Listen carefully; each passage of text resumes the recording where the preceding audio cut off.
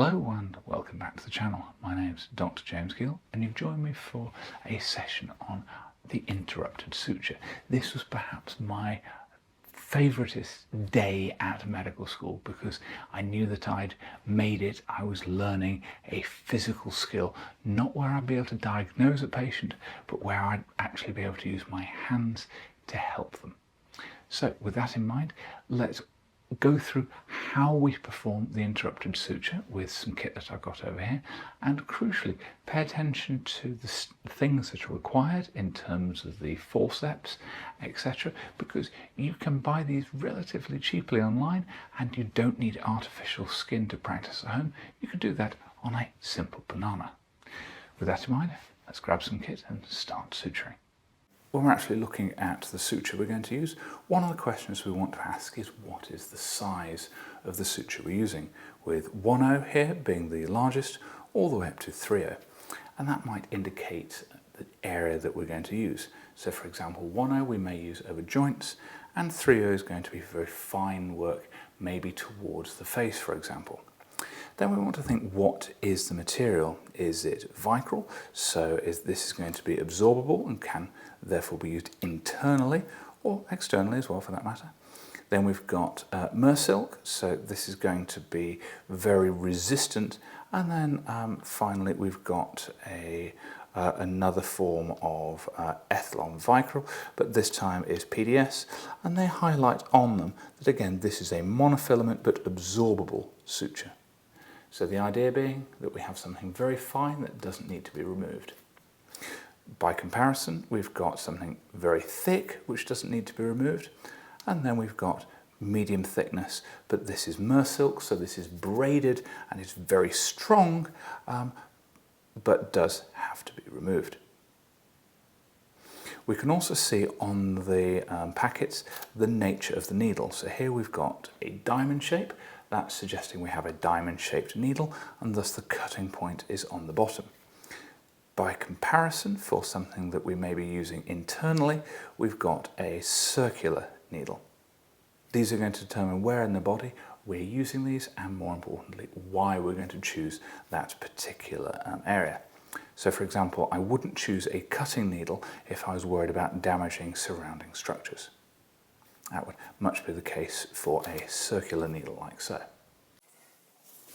So in terms of using the suture, I have the needle shaft held at approximately 2/3 of the way along.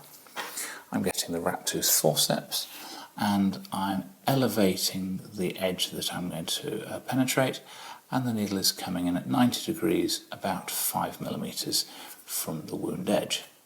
If it was a large wound, I could pull through, but here I'm not going to do that. And I'm using the forceps to allow me to pierce the skin on the opposite side, coming up again about 5 millimeters across. Now I can release and grasp the blunt aspect of the needle, making sure that I am not anywhere near the cutting edge, and again potentially stabilise with the rat tooth forceps to allow me to pull through. At this point I can take my dominant hand, bring the forceps through. I can do a single throw and then one pull if I'm doing a flat suture. In terms of doing the throw, we'll do 1, 2 throws for a surgical knot, and then I will grasp the trailing end and bring that through. Now we don't want to tighten this too much, and we want to make sure that we're not knotting this area yet, so that we don't end up having a hitch instead. And then I'm going to do the same again, one way and then through. And I want to make sure that the knot is towards the edge of the wound rather than towards the middle, because it could be a route into which infection could go.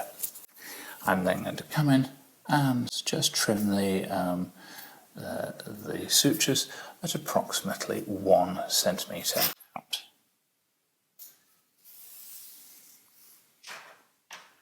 So once the suture's in, how do we remove it? That's with a suture cutter, which, as you can see here, is a curved blade. So we obviously open up the packet, and the end that is coming forth is quite safe. We pull that out and we can see that we've got a curved blade.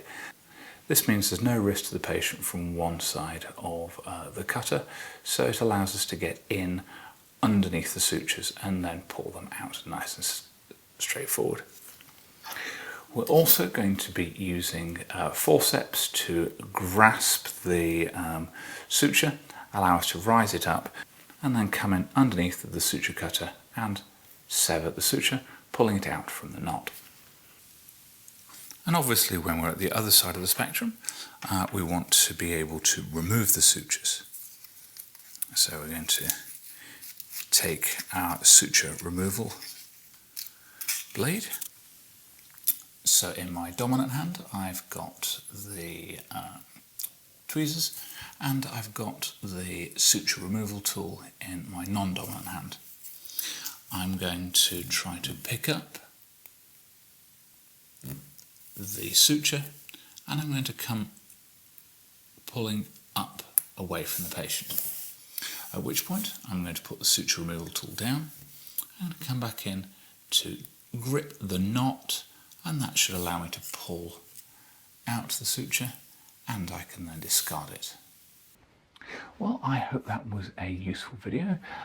If you've got any questions, thanks, put them down in the comments below. And if you could help me out, it would be very useful if you consider liking and subscribing to the channel. Take care and we'll see you in the next one.